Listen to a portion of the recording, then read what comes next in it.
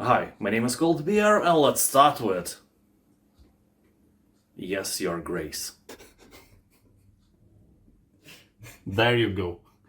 In this Kingdom Management RPG, petitioners will arrive in the throne room each turn to ask for your advice and assistance. You will have to decide whether to help them with their problems or to conserve resources for more important matters. Your supplies are limited and not everyone has the kingdom's best interest at heart. You will not be alone in this task. You will hire generals, witches and hunters to aid your kingdom, prepare for battles and make alliances by satisfying the needs of lords and other kings. People on Steam are saying that the game makes you feel like a real king, although it is a bit depressing. You know, many of your choices have grim consequences and you are personally responsible for all of that.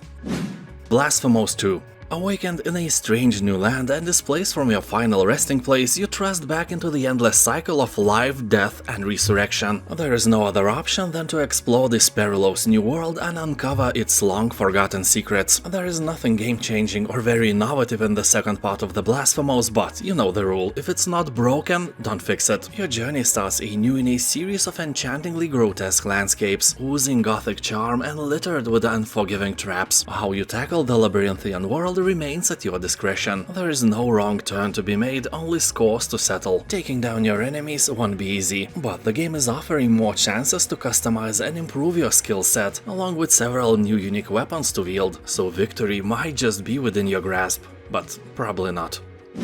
Asterigos, Curse of the Stars. In this high fantasy world you will discover the long-forgotten secrets, interesting battle encounters, interconnected maps full of places to explore, and an immersive story where every choice matters. The game is really fun if you like light Souls-like battles and can enjoy a bit of cartoony graphics, but not everything is nice. Game has no map, like at all, so you will have to remember all the places in your head. That of course creates another level of immersiveness because you will have to use your actual navigational senses you usually never use in games. But do we actually want that? I don't think so. Anyway, if you decide to obtain it, the game will take about 30 hours from your boring life. Faeria. Are you bored from Gwent and Hearthstone? No problem, try Faeria. You'll find enough content to keep you entertained for hours. Basically, if you like Hearthstone or Magic the Gathering, then you may very well like the deck building aspects of Faeria. The game involves tactics as well as strategy, since it uses a hex board which makes it stand out from similar games. Also, graphics and style will blow you, well, at least your mind. Game used to be free, but now it's not. It got a lot of negative reviews because of that, but don't worry, the game is still great. It's just not free anymore, and now it even has very positive reviews on Steam. I can only guess that by monetizing the game, the message Faeria is trying to send us sounds like "Stop being poor" or something. Well, that's rude, Faeria. Wow, just wow. You can't say that to people. Let them be poor as long as they like.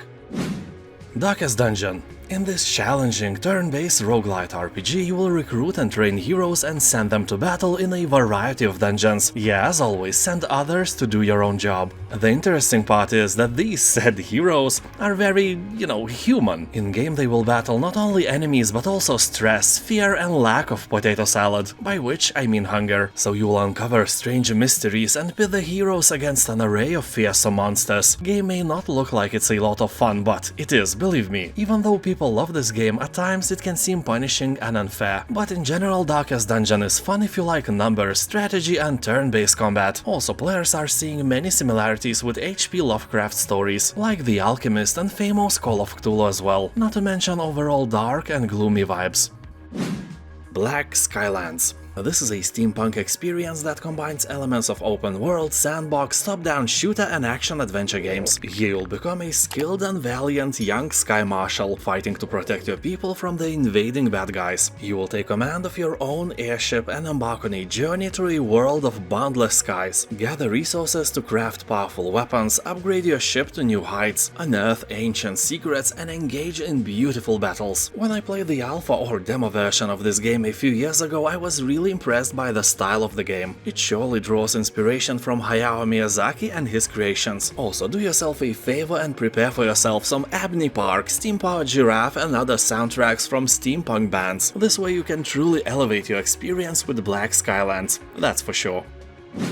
Ryse, Son of Rome. Another game with a ridiculous price tag. Ryse looks like God of War, Shadow of War and Assassin's Creed smashed together, and that is never a bad thing. He will take on a role of a Roman soldier who joins the army to avenge the slaying of your family and then become a hero who must fight to save the Roman Empire itself. Well, we all know that the Roman Empire is no more, so spoilers, you failed, but in the end it doesn't really matter what you did or didn't. All it matters that you had fun by killing hundreds of enemies and did that in satisfying manner. People on Steam are talking that Ryse, Son of Rome is really nice. The game is short, sweet and enjoyable. A very positive review score left by tens of thousands of buyers can confirm that with ease.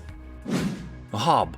The game was made by the same guys who created legendary Torchlight and Torchlight 2. Presented without text or dialogue, Hub's story is revealed as you explore a mysterious planet and interact with the strange life forms that inhabit it. You will transform this world by solving puzzles and repairing the planet itself. The landscape will change before your eyes, opening new areas to uncover and explore. People are saying that the game is just a partial RPG, it's mostly oriented to puzzle solving, but in general will scratch the itch you have for the great games you may never have heard of before, although be warned that without a controller the experience may not be the same, be sure you have it. Actually, playing Hob without one, it's like trying to ride a traditional bike by pedaling with your hands. Chronicon.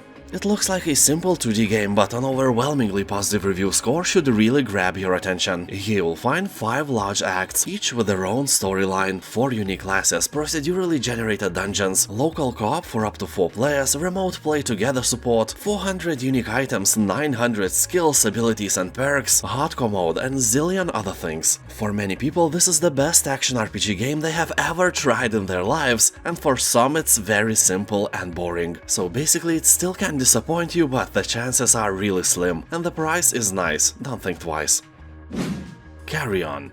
Here you'll take control of this cute little creature that just wants to go home, and you will learn as you go that the more healthy food you eat, the bigger you get. There are all kinds of food in this facility, you won't be going hungry. But remember kids, that sometimes to be the fattest in the class is not the best for your health. So this game teaches us that if you have eaten too much, you can just leave your innards and be slim again. CARRION is a great game which will teach you that no matter how you look, you can always look worse.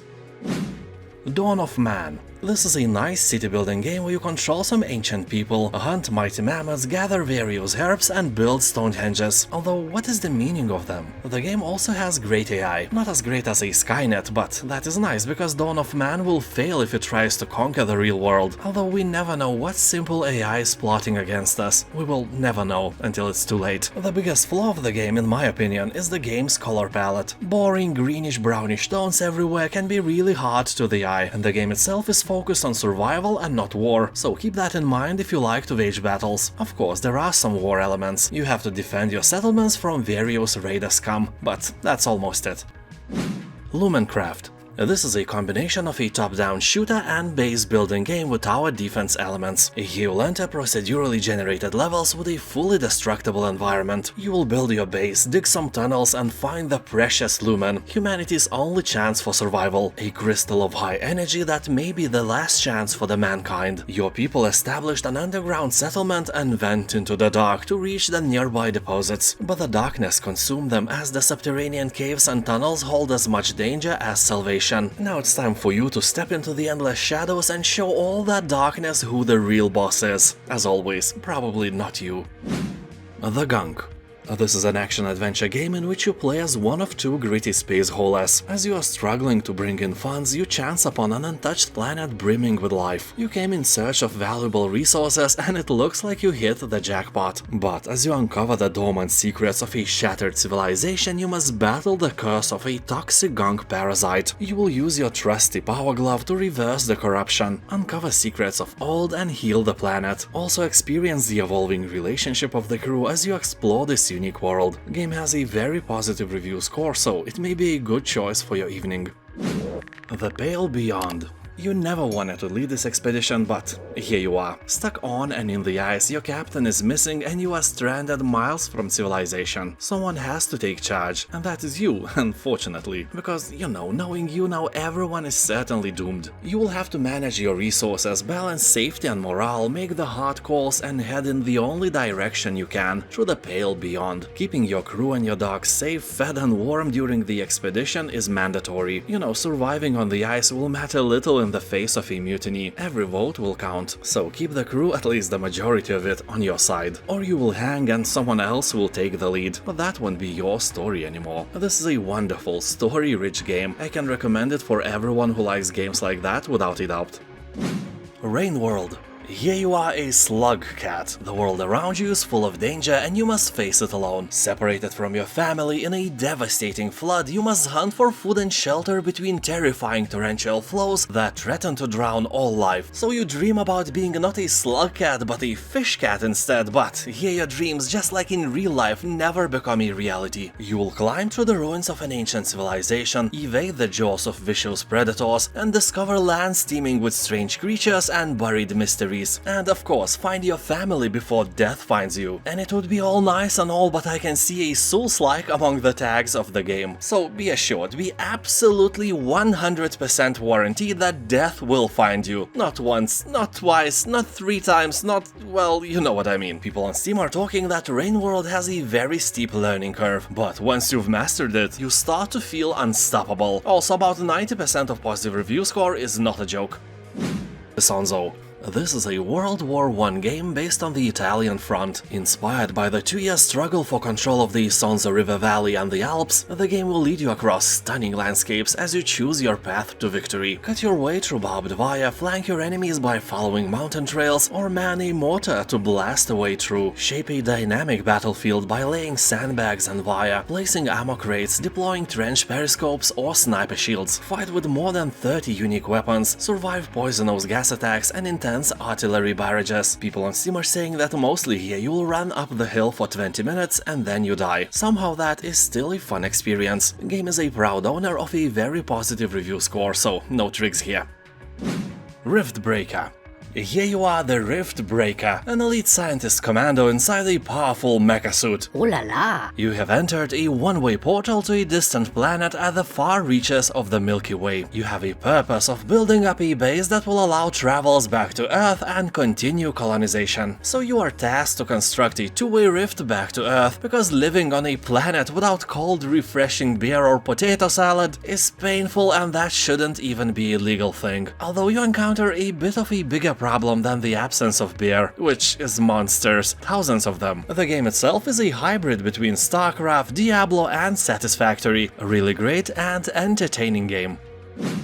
Forager. This is a 2D open-world title inspired by exploration, farming and crafting games such as Stardew Valley, Terraria and Zelda. You will start small and improve your base, skills, equipment, network of friends and enemies, and build your future as you see fit. You can play Forager almost anywhere you want, so as the name of the game suggests, you will be doing quite a lot of foraging, also fishing, mining, hunting, farming and digging as well. Explore different biomes and showcase your best discoveries at the local museum. Here you will also build and grow a base out of nothing and buy land to explore and expand. Game has a lot of RPG elements as well, so you will level up and learn new skills, abilities and blueprints. People on Steam are saying that the game is very addictive and is about 17 hours long, so you can finish it during your lazy weekend. Mutant Year Zero: Road to Eden. This is a tactical game that combines the turn-based combat of XCOM with real-time stealth and exploration of post-human world reclaimed by nature and mutants. And by saying mutants, I don't mean human mutants. Those are all gone. Now smart animals rule the world.